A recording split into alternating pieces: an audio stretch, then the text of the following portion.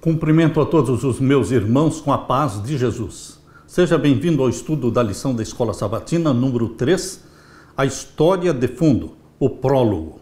Antes de começar, vamos orar. Pai querido que estás nos céus, na tua presença estamos buscando a tua bênção.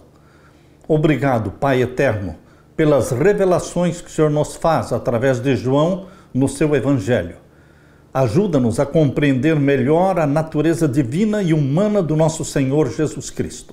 Derrama sobre mim e os meus irmãos neste momento o Espírito Santo, pois nós pedimos em nome de Jesus. Amém, Senhor. A história de fundo, o prólogo.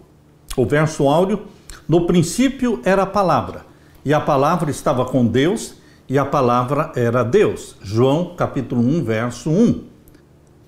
Meu querido irmão, João começa o seu evangelho usando a mesma frase que está em Gênesis capítulo 1, verso 1, no princípio. Lá em Gênesis capítulo 1, verso 1, quando Deus, através de Moisés, fala: no princípio criou Deus os céus e a terra.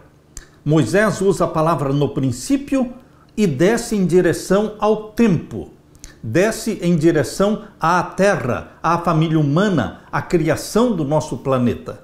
Mas aqui em João capítulo 1, verso 1, quando João diz no princípio era o verbo, ele não desce em direção ao tempo, ele vai no sentido contrário ao tempo que não existia o tempo.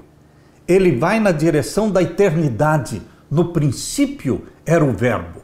Ninguém entende o que existia no princípio, antes da criação da família humana. Mas, no princípio, antes de todas as coisas, antes de qualquer criação, no princípio, na eternidade que não tem princípio e não tem fim, aqui diz que naquele tempo, na eternidade, o verbo, ou seja, a palavra, é Deus.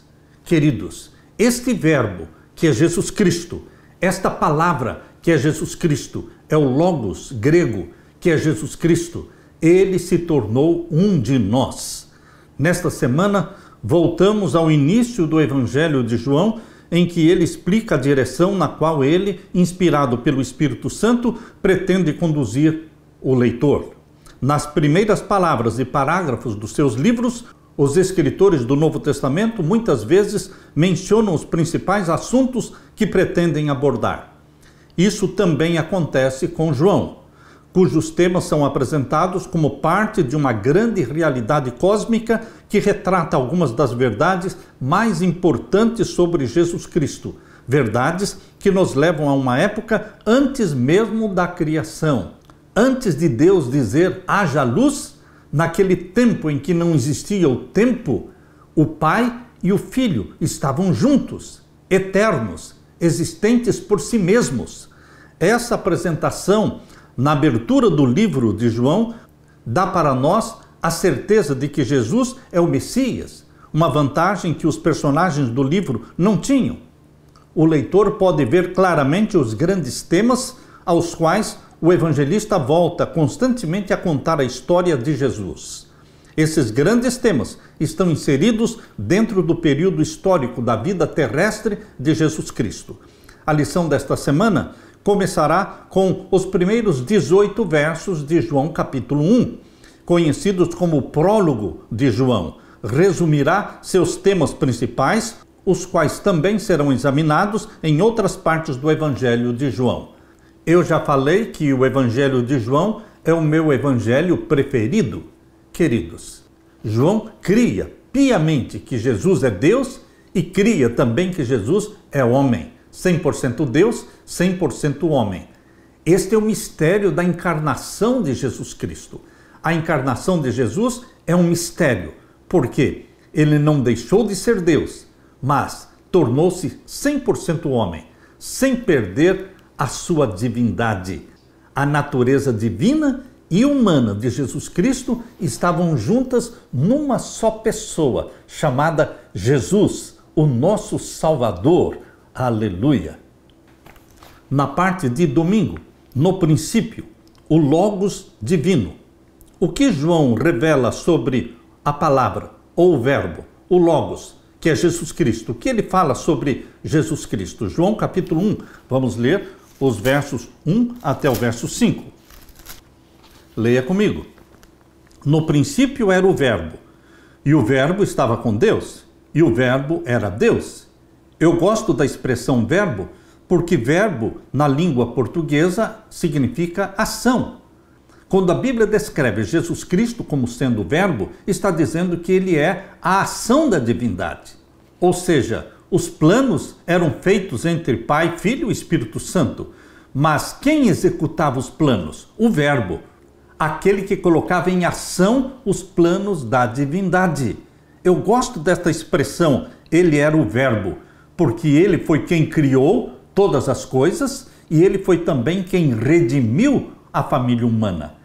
O plano da redenção foi feito entre Pai, Filho e Espírito Santo, mas quem executou o plano da redenção? O Verbo, aquele que executa, aquele que coloca em ação os planos da divindade, tanto na criação como na redenção. Por isso, eu gosto dessa expressão, no princípio era o Verbo, e o Verbo estava com Deus, e o Verbo era Deus. Deus é definido como ser um ser incriado, existente por si mesmo, eterno. Assim é o Pai, assim também é o Filho.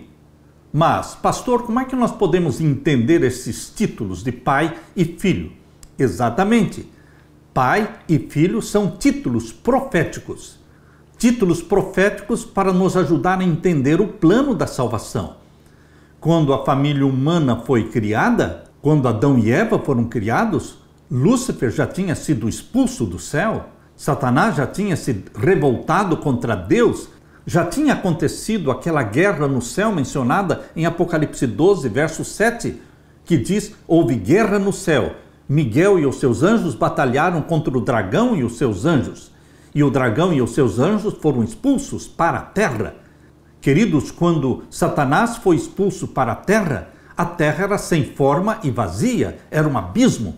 Por isso ele foi lançado no abismo. Quando ele foi expulso do céu, ele foi lançado no abismo, porque esta era a forma da terra antes do primeiro dia da criação. Exatamente como diz em Gênesis capítulo 1, verso 2, e a terra era sem forma e vazia, e havia trevas sobre a face do abismo. Para este abismo, Satanás foi lançado quando foi expulso do céu, porque ele é o anjo do abismo. Esse é o título que se dá a Satanás, o anjo do abismo, ali em Apocalipse capítulo 9, verso 11. Ele é chamado anjo do abismo e também Abaddon e Apolion.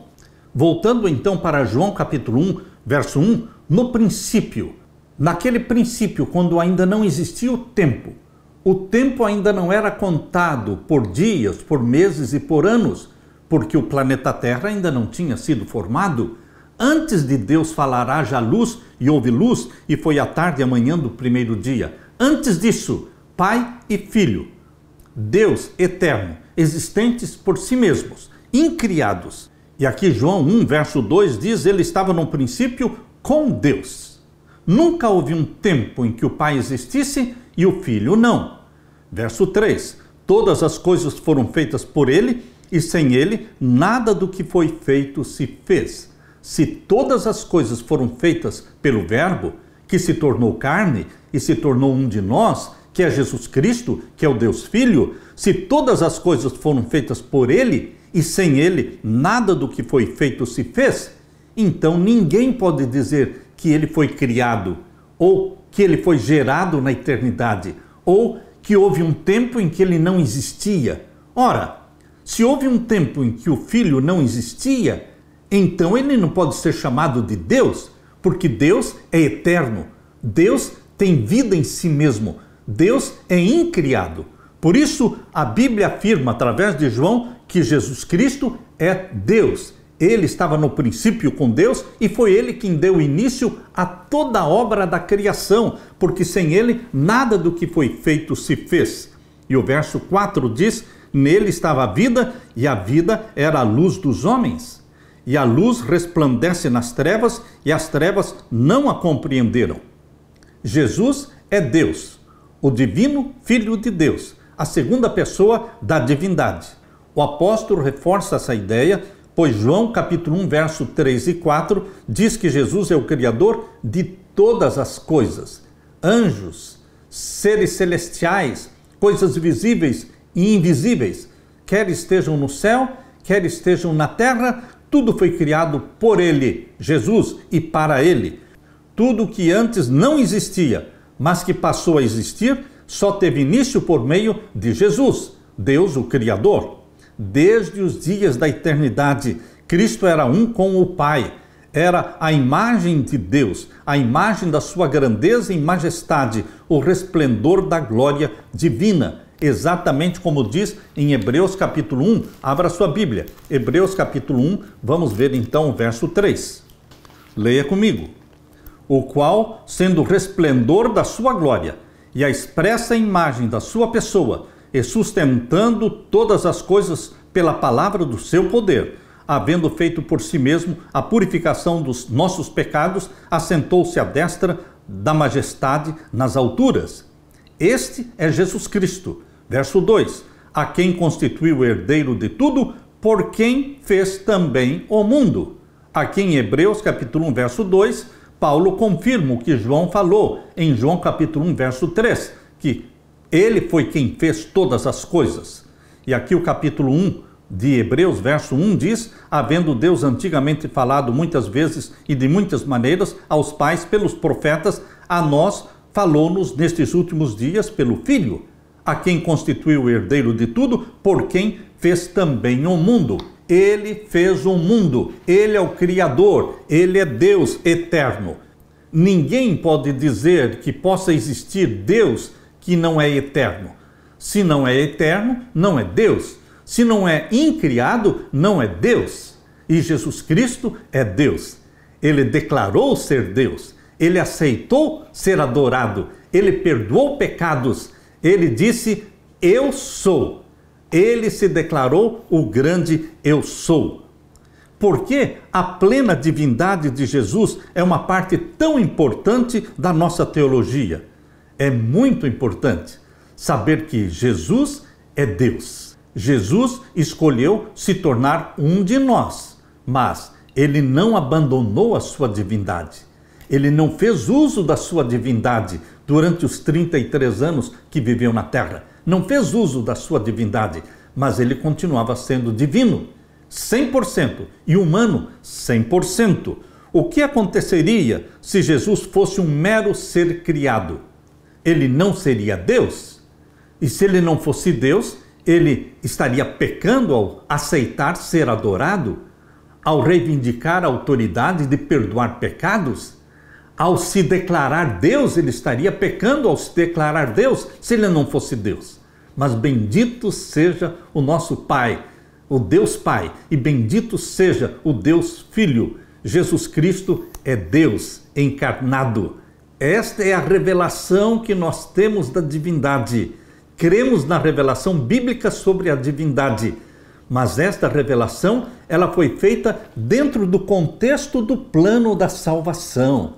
Tudo que você e eu conhecemos da divindade é dentro do contexto do plano da salvação. O Pai, aquele que proveu salvação para os perdidos, o Filho, aquele que realizou a salvação morrendo na cruz, e o Espírito Santo é aquele que aplica os méritos de Cristo na sua vida. É aquele Deus que vem viver em você. O Espírito Santo habita em nós, implantando em nós a mente, o caráter, a santidade de Jesus. Pai, Filho e Espírito Santo trabalham em comum acordo dentro do plano da salvação para restaurar em nós a imagem perdida. O pecado apagou a imagem divina no ser humano, aquela imagem divina com a qual Adão e Eva foram criados, porque isso é o que está em Gênesis 1, 26, que fomos criados à imagem e à semelhança de Deus. O pecado obliterou, ofuscou esta imagem, mas através de Jesus Cristo morrendo por você e por mim, através do Espírito Santo que é derramado sobre você e vive em você, vive em mim, o Espírito Santo está restaurando a imagem divina em nós, colocando-nos de volta no reino espiritual de Deus, porque é lá que nós fomos criados. Fomos criados no reino espiritual de Deus. Não somos do reino animal. Nós somos, por criação, do reino espiritual de Deus. E a glória que foi perdida quando Adão e Eva pecaram, aquela glória que eles perderam, está sendo restaurada em você e em mim pelo poder de Jesus Cristo e pela habitação do Espírito Santo em nós. Aleluia! Na parte de segunda-feira, a palavra se fez carne. Abra sua Bíblia agora em João capítulo 1 e vamos ler o verso 14. Leia comigo. E o verbo se fez carne, ou seja, Deus o Filho, se tornou carne, o Logos, a palavra.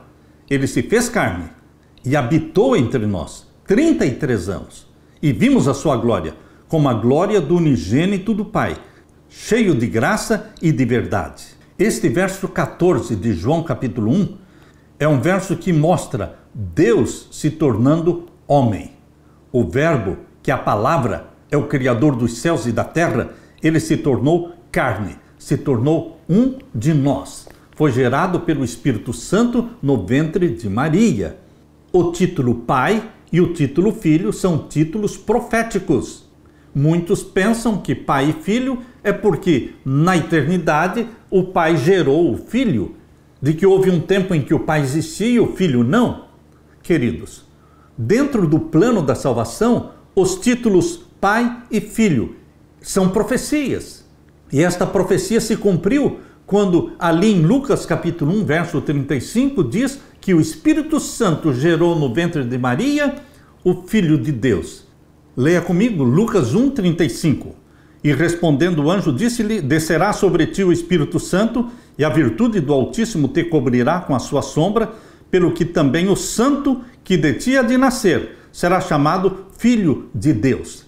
Cumpriu-se o título profético Filho de Deus. Pai e Filho, unidos na salvação. Jesus Cristo foi gerado, sim, mas não na eternidade.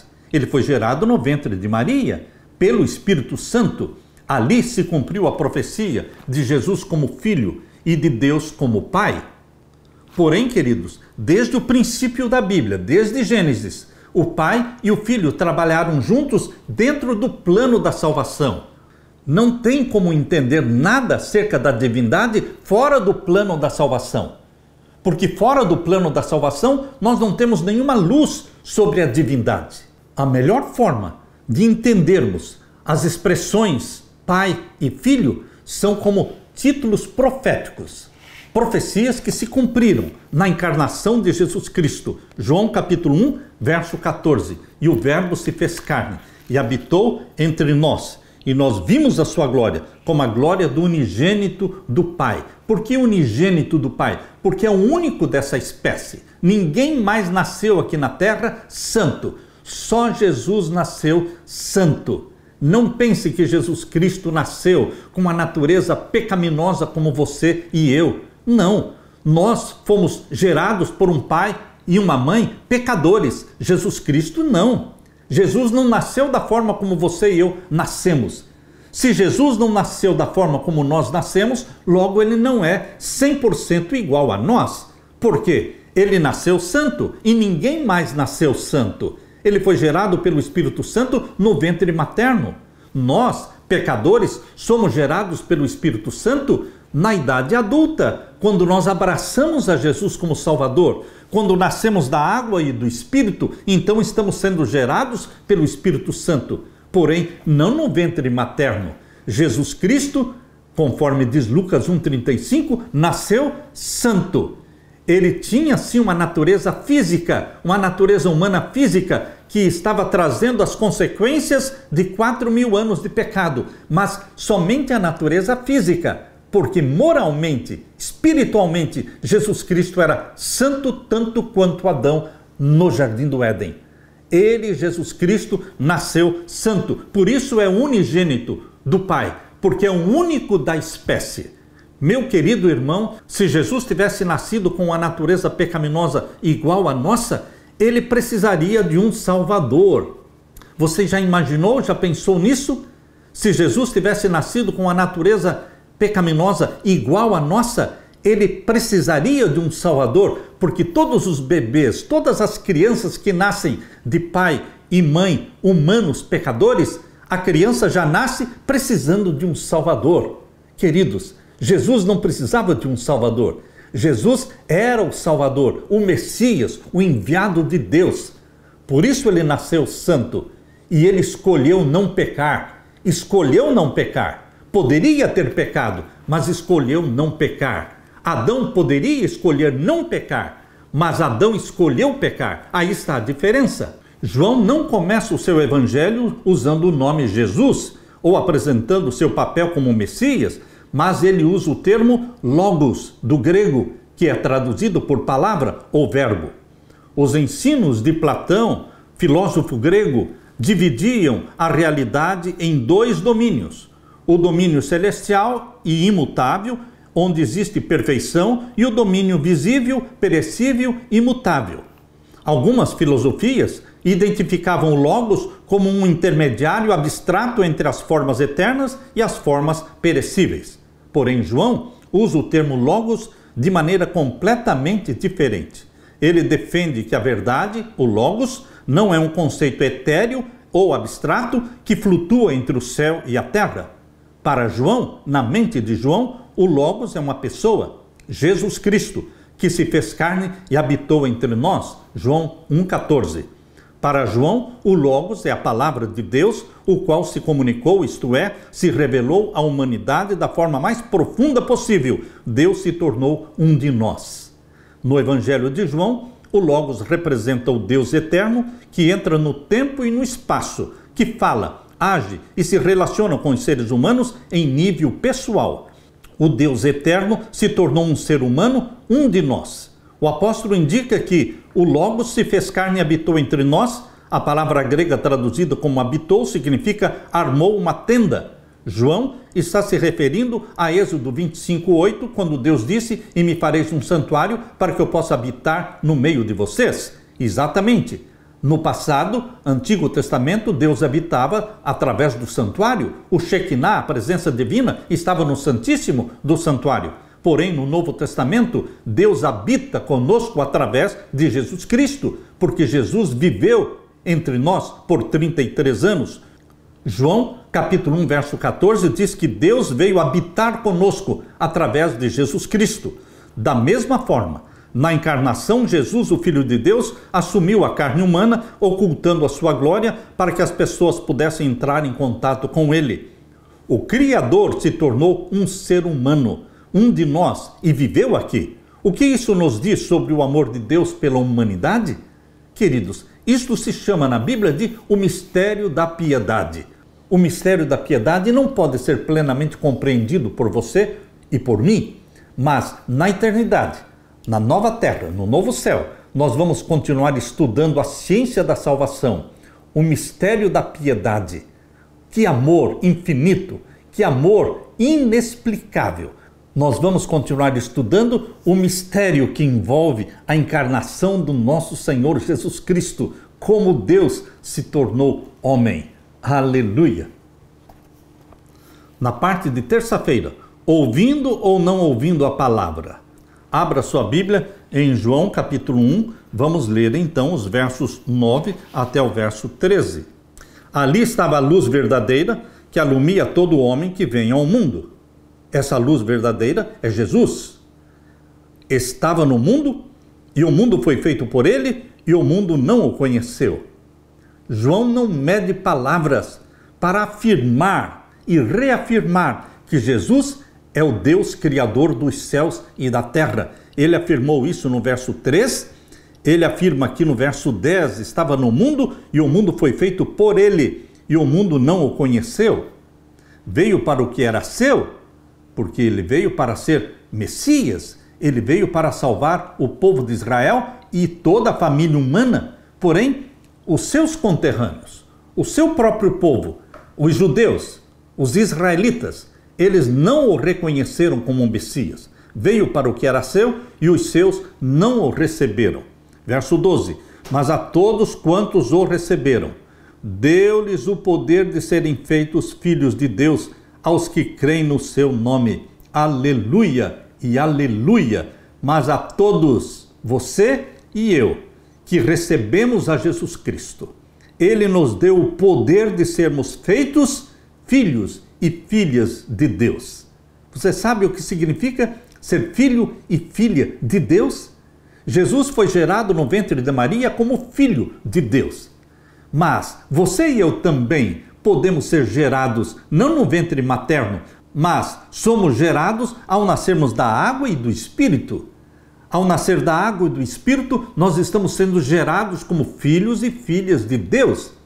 E mais, não somos filhos e filhas de segunda classe. Não existe uma segunda categoria de filhos e filhas. Quem é filho e filha de Deus é filho e filha. Nós somos filhos de Deus como Jesus Cristo é filho de Deus. Por quê? Jesus foi gerado pelo Espírito Santo e você e eu também somos gerados pelo Espírito Santo. Aleluia por isso!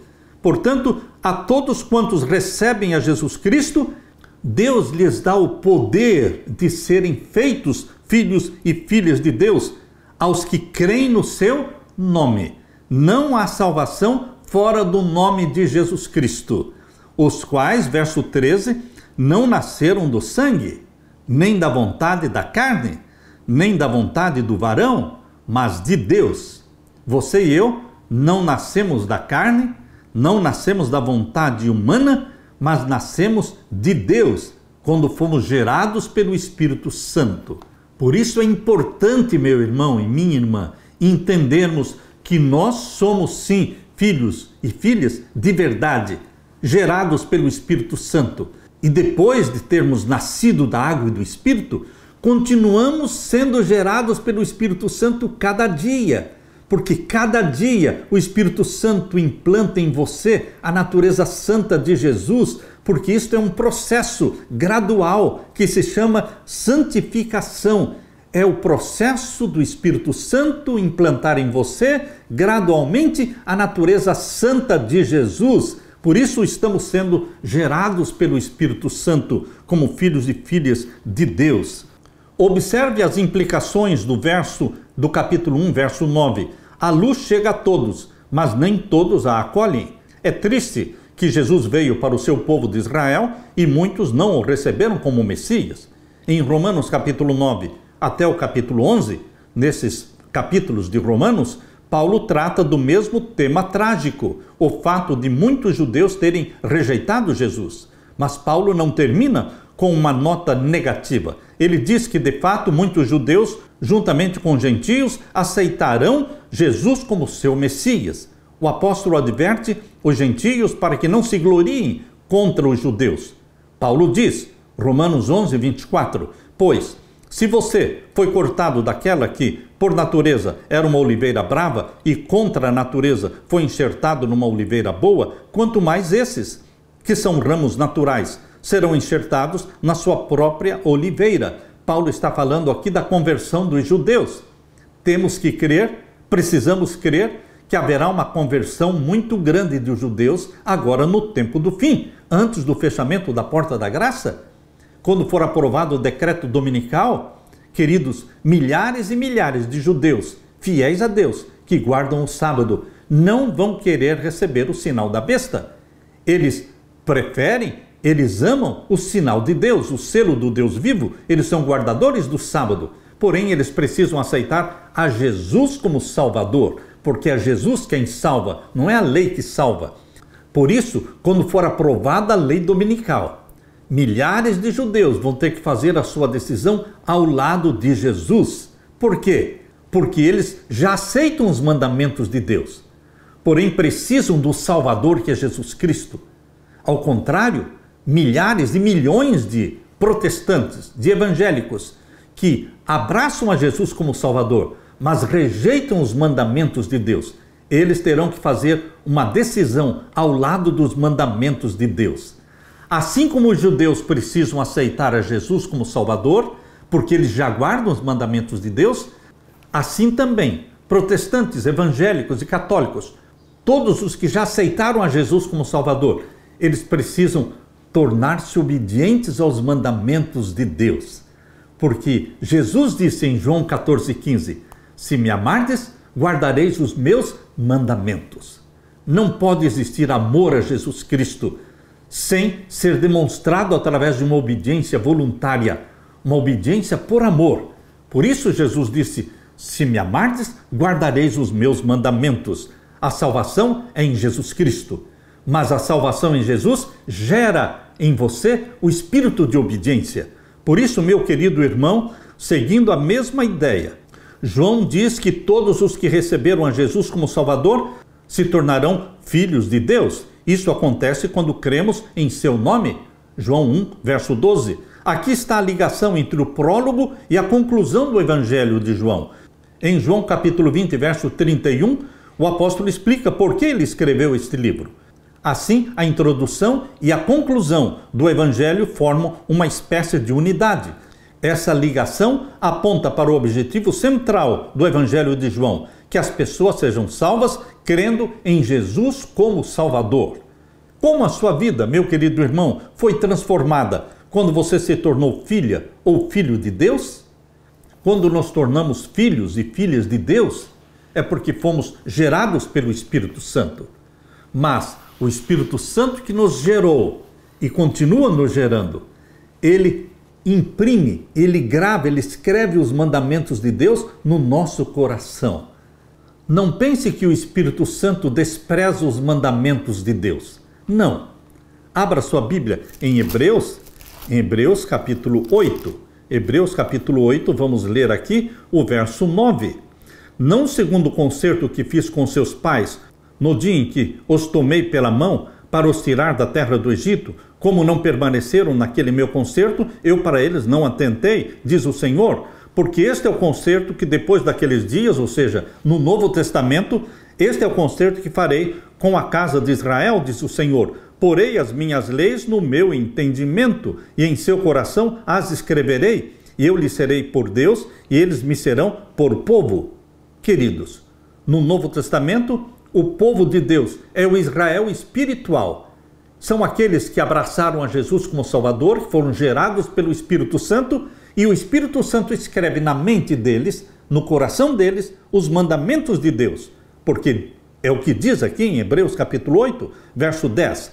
Porque este é o concerto que depois daqueles dias farei com a casa de Israel, diz o Senhor. Porei as minhas leis aonde? No seu entendimento, e em seu coração as escreverei. E então eu lhes serei por Deus, e eles me serão por povo.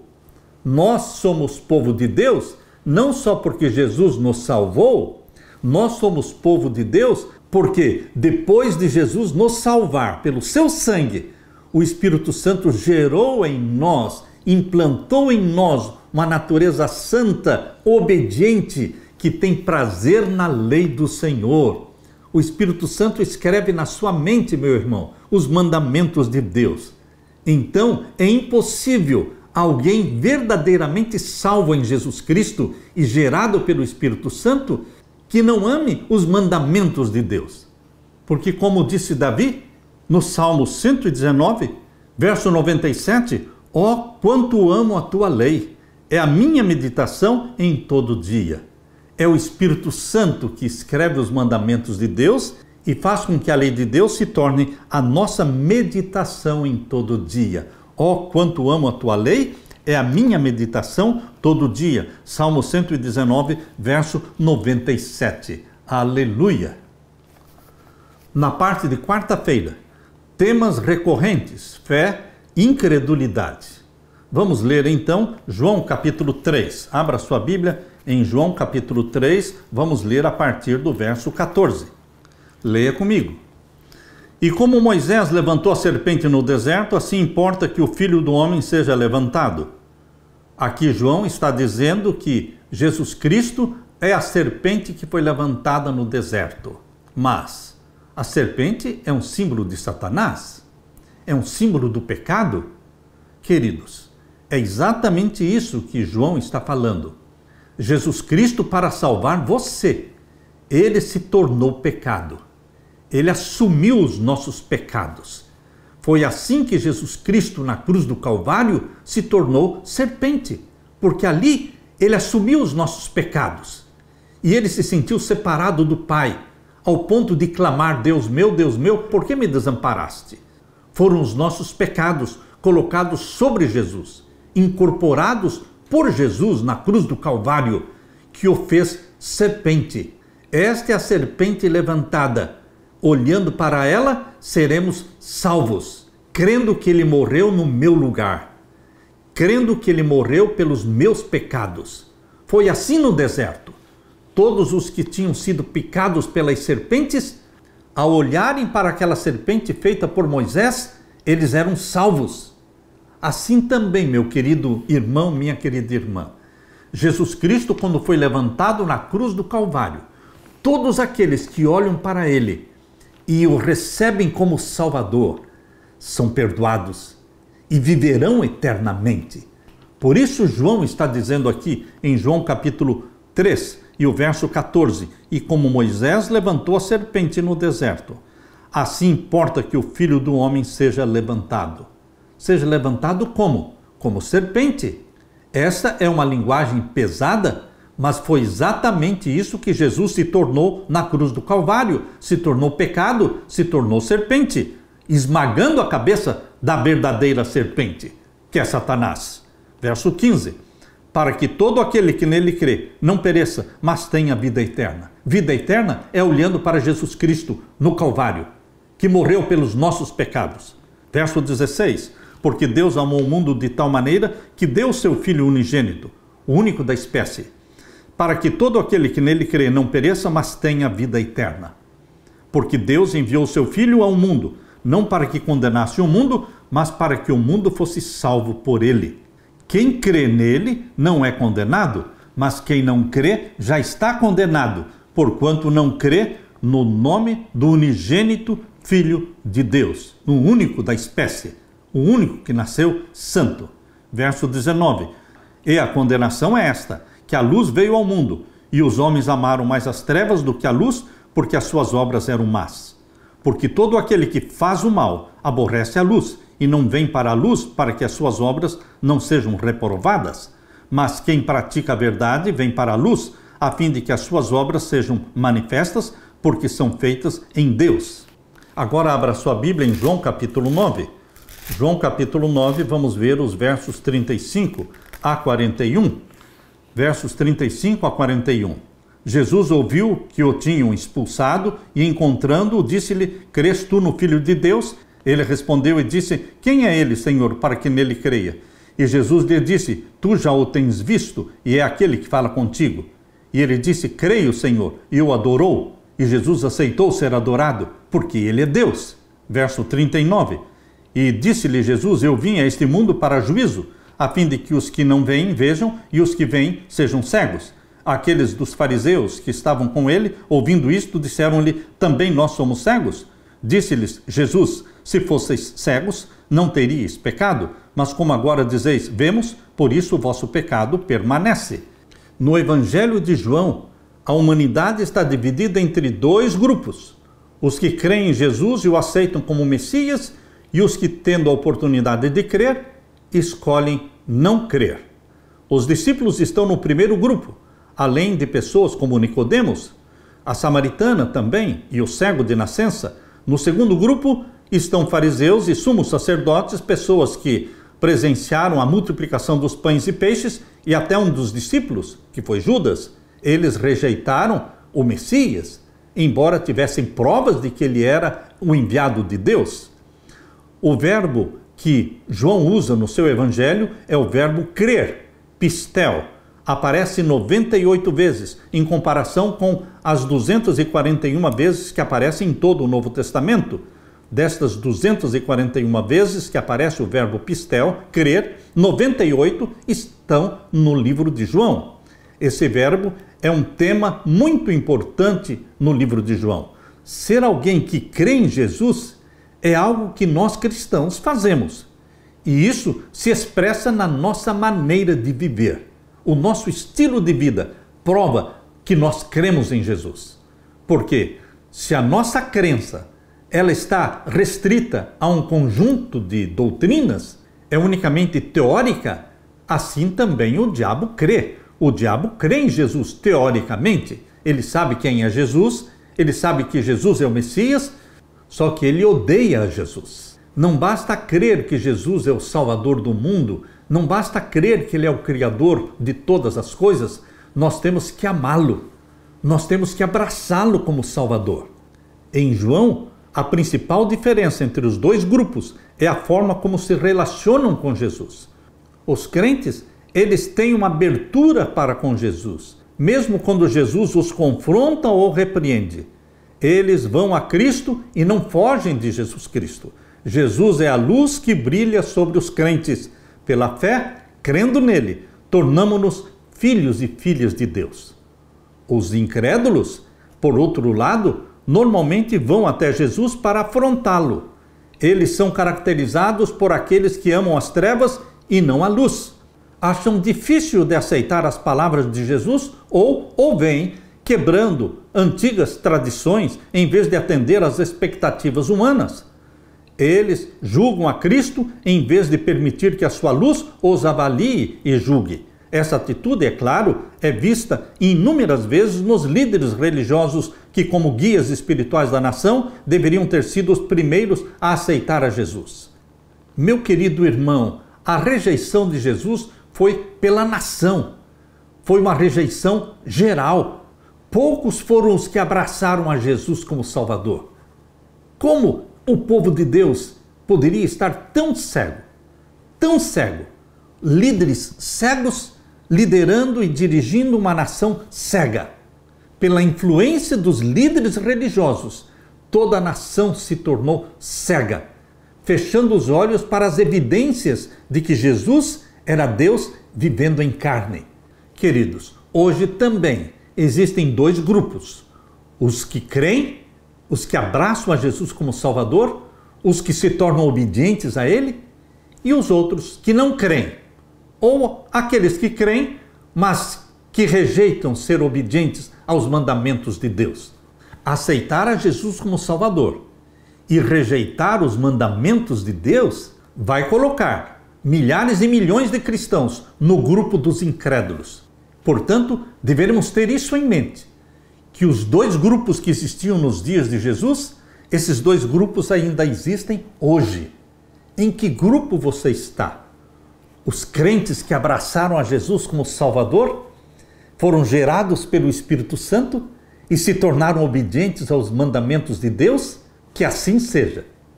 Que aquilo que está escrito no Salmo 119, verso 97, seja também a sua oração. Ó, quanto amo a tua lei, Senhor! É a minha meditação em todo dia. Aleluia! Na parte de quinta-feira, tema recorrente, a glória. Vamos ler agora João capítulo 17. João capítulo 17 e os versos 1 até o verso 5. Leia comigo. Jesus falou assim, e levantando seus olhos ao céu, disse: Pai, é chegada a hora. Glorifica o teu filho, para que também o teu filho te glorifique a ti. O que Jesus quis dizer com esta frase, Pai, é chegada a hora? Existia um tempo chamado na Bíblia de plenitude dos tempos. Abra sua Bíblia em Gálatas capítulo 4 e o verso 4. Aqui em Gálatas capítulo 4, verso 4 diz: Mas vindo a plenitude dos tempos, Deus enviou seu Filho, nascido de mulher, nascido sob a lei. A plenitude dos tempos foi o nascimento de Jesus Cristo aqui na terra. Mas, durante esta vida de 33 anos que Jesus viveu na terra, existia um momento específico em que ele deveria ser crucificado para a salvação sua e minha. Por isso a Bíblia nos dá a profecia das 70 semanas de Daniel capítulo 9. As 70 semanas proféticas de Daniel capítulo 9 são 490 anos. Começaram em 457 a.C. e terminaram no ano 34 depois de Cristo. Ou seja, a última semana de 7 anos foi do ano 27, o batismo de Jesus, até o ano 34, a morte do primeiro mártir, que é Estevão. Esta última semana de 7 anos, do ano 27 ao ano 34, a Bíblia diz em Daniel capítulo 9, verso 26 e 27, que na metade da última semana o Messias seria tirado. Ele morreria. E ele morreu exatamente na metade da última semana, no ano 31, Jesus Cristo morreu. Por isso, Jesus declarou que ele sabia que a hora era chegada, a hora da sua morte, a hora do sacrifício para o qual ele nasceu.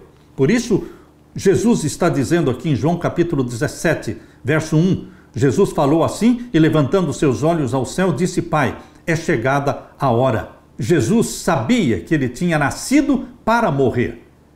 Por isso, quando no jardim do Getsêmani, Jesus por 3 vezes disse: Pai, se possível, passe de mim este cálice.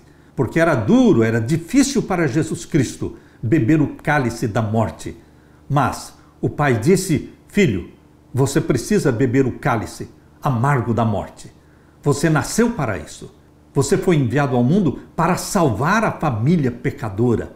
E Jesus aqui, na oração de João capítulo 17, ele declarou: Pai, é chegada a hora. Ele sabia que hora estava se referindo. Era a hora profética que se aproximava rapidamente, quando ele deveria entregar a sua vida. Ele disse: de mim mesmo eu dou a minha vida. Ninguém a tira de mim. Eu de mim mesmo a dou. Ele morreu não forçosamente, ele morreu voluntariamente. Por isso ele clama: glorifica o teu filho, para que também o teu filho te glorifique a ti. E o verso 2: assim como lhe deste poder sobre toda a carne, para que dê a vida eterna a todos quantos lhe deste, e a vida eterna é esta, que te conheçam a ti só, por único Deus verdadeiro, e a Jesus Cristo, a quem enviaste. Há pessoas que usam esse texto de João capítulo 17 para dizer que Jesus não é Deus, somente Deus Pai é Deus, e que Jesus não é Deus. Queridos, aqui está falando Jesus homem, aqui está falando Jesus encarnado. É o período da humilhação de Jesus. Nesse período da humilhação de Jesus, que foram os 33 anos que viveu na terra, ele viveu como um filho humano, como um homem viveu na terra, na dependência do Pai. Ele não estava exercendo os seus poderes divinos.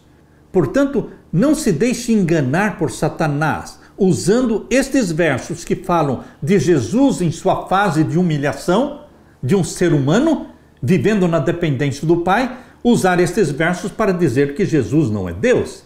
É óbvio que Jesus é Deus, mas é óbvio também que aqui ele está vivendo uma vida de homem, na dependência de Deus. E a vida eterna é esta, que te conheçam a ti só, por único Deus verdadeiro, e a Jesus Cristo a quem enviaste. Eu glorifiquei-te na terra, tendo consumado a obra que me deste a fazer. Ou seja, eu cumpri com a minha missão. Eu nasci nesta terra como um homem, estou vivendo como um homem e vou morrer na cruz do Calvário. Eu glorifiquei-te na terra, tendo consumado a obra que me deste a fazer. E agora glorifica-me tu, ó Pai, junto de ti mesmo, com aquela glória que tinha contigo antes que o mundo existisse. Que glória é esta que o Filho tinha com o Pai antes que o mundo existisse? A glória divina, porque ele sempre foi Deus. No Evangelho de João, a ideia de glorificar Jesus está ligada ao conceito da sua hora. É chegada a minha hora, é o momento da morte de Jesus Cristo. A cruz é a hora da glória de Cristo. É o cumprimento de toda a missão de Cristo, morrendo na cruz. Essa ideia é bastante paradoxal, porque a crucifixão era a forma de execução mais vergonhosa e humilhante no antigo mundo romano. No nível humano, Jesus morreu em agonia, como um criminoso desprezado e fraco, clamando: Deus meu, por que me desamparaste? Esse lado humano e obscuro da cruz é apresentado em Mateus e Marcos. Marcos capítulo 15, 34 e Mateus 27, 46. O lado glorioso da cruz, no entanto, é destacado em Lucas e João. É um lugar de salvação e misericórdia, onde o Filho se entrega ao Pai. A suprema glória de Deus é revelada em sua maior vergonha, carregando sobre si mesmo os pecados do mundo. Meu querido irmão, foi necessária uma coisa muito drástica, o sacrifício do próprio Jesus na cruz para nos salvar do pecado. O que isso nos diz sobre quão ruim é o pecado? O pecado é horrível. Mesmo os sacrifícios providos por Deus Desde o primeiro pecado de Adão e Eva, um cordeiro foi morto. E depois, quando Deus instituiu o serviço do santuário terrestre, o sacrifício dos animais e o sangue sendo derramado era tudo um terrível e horrível significado de quão odioso é o pecado, quão terrível é o pecado. Assim também foi horrível a morte de Jesus na cruz. Mas este banho de sangue de Jesus Cristo é a nossa salvação. Ele assumiu os nossos pecados. Por isso é importante entender o que é o pecado. 1 João capítulo 3, verso 4 diz que pecado é transgressão da lei. Queridos, o pecado é algo terrível e Satanás tem tentado desconstruir o conceito e o significado de pecado dado por Deus na Bíblia. 1 João 3,4, pecado é transgressão da lei. Para Satanás, a lei de Deus não mais existe. E ele colocou isso na mente de pastores evangélicos e protestantes que ensinam que ninguém precisa guardar os mandamentos de Deus porque eles foram abolidos. Satanás quer abolir o pecado, mas Jesus Cristo morreu pelos nossos pecados. É impossível que a lei seja anulada. Se a lei pudesse ser anulada, Jesus não precisaria ter morrido na cruz. Queridos, a lei de Deus é santa, justa e boa e eterna. Assim como Deus é santo, justo e bom e eterno. A solução provida por Deus não foi anular a lei, mas foi enviar o seu Filho para assumir os nossos pecados, pagar o preço dos nossos pecados. Ele levou sobre si os nossos pecados, as nossas enfermidades. E pelo sangue de Jesus, nós somos perdoados, somos salvos. E através do Espírito Santo, Deus nos gera como filhos espirituais. Restaura em você a natureza santa de Jesus Cristo. E estes filhos e filhas gerados pelo Espírito Santo, eles têm prazer em meditar na lei do Senhor de dia e de noite. Vamos nos regozijar neste Jesus Cristo que é Deus, Criador e Salvador nosso. E vamos pedir e suplicar que o Espírito Santo continue gerando em mim e em você a natureza santa de Jesus. Porque João 1,13 diz que nós não nascemos do sangue, não nascemos da vontade da carne, não nascemos da vontade humana, mas nascemos de Deus, gerados pelo Espírito Santo, filhos e filhas de Deus, vivendo para glorificar o nosso Pai, para honrar a lei do nosso Pai. Assim como Jesus Cristo disse, a minha comida e a minha bebida é fazer a vontade do meu Pai. Assim também, você filho de Deus, você filha de Deus, a nossa comida e a nossa bebida é fazer a vontade do nosso Pai Celestial. Aleluia! Deixe-me orar com você. Pai querido que estás nos céus, obrigado pelo privilégio de sermos chamados para sermos filhos e filhas do Pai Celeste. Obrigado porque Jesus morreu por nós, nos purificou pelo seu sangue. E obrigado pelo Espírito Santo que gera em nós a natureza santa de Jesus, que o Senhor nos ajude a viver para te honrar, honrar o teu nome, honrar a tua lei, honrar os teus mandamentos. Que todos que nos contemplam vejam em nós a natureza santa de Jesus para a glória de Deus. É em nome de Jesus que pedimos e agradecemos. Amém e amém, Senhor. Deixo com você, meu irmão, minha irmã, a paz de Jesus. Amém.